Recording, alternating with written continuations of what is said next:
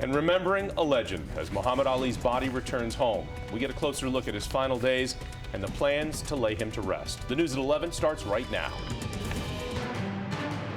Now, ABC 7 News at 11, on your side. We begin tonight talking about the weather because it was pounding rain earlier through the evening, but it wasn't as bad as it could have been, and that's all good news. The bad news is the aftermath. Trees have been knocked down, and power lines in some areas were also down as well, but it did roll through quickly. Yes, it did. High winds knocking down wires and trees. And Metro is also another story that we're following very closely today. Segments of that track are being worked on for months at a time. The first commute tomorrow is going to be creating some problems. We've got the Safe Track plan in place, and Cheryl Connor out right now in Falls Church to tell us how commuters are responding to the changes that are in place. Cheryl. Well, Kelly, we've been watching the work from a footbridge right above 66, and we just saw a train pass. You can see that the train is on one side and crews are working on the other. We've been watching this work for several hours now. They're going around the clock, and it's the first weekend for around-the-clock single tracking.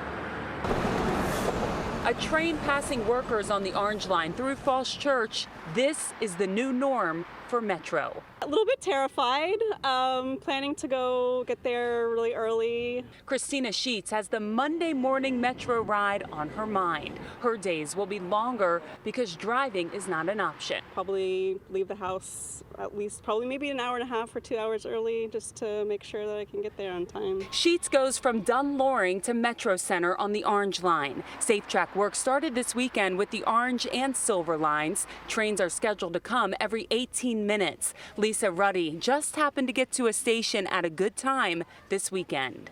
Train that we got off of at Lafont Plaza, the next train I think was coming in 27 minutes. Metro warns passengers to expect longer wait times during rush hour and crowded trains while the work continues for about a year.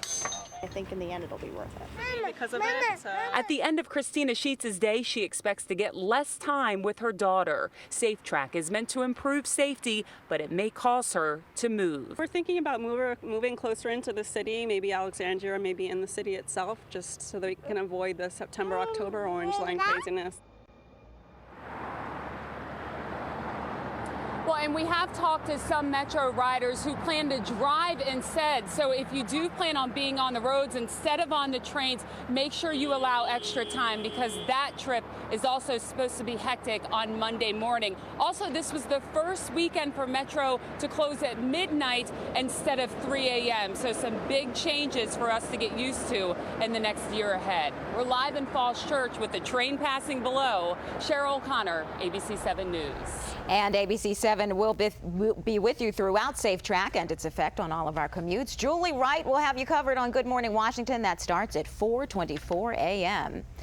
And you can stay connected once you leave the house, too. You don't even need a smartphone. Just text the word Metro to 43817. That's going to work on any phone. Again, just text the word Metro to get those critical alerts sent right to your phone. All right, let's talk about the weather situation, bringing in Ryan Miller now. And, you know, it was one of those days we got kind of lucky. If the sun had come out, we would have seen some really powerful thunderstorms. Instead, just limited fireworks. That's right. We had the winds in the upper levels. They were ready to go, and we could have seen some pretty severe weather across the metro. Lucky for us, though, we had the cloud cover that kept temperatures down. Lucky. And yeah, folks northwest of Washington, though, weren't so lucky. Hagerstown, Washington County, Maryland, they picked up some hefty storms and some severe weather earlier today, some downed power lines and trees.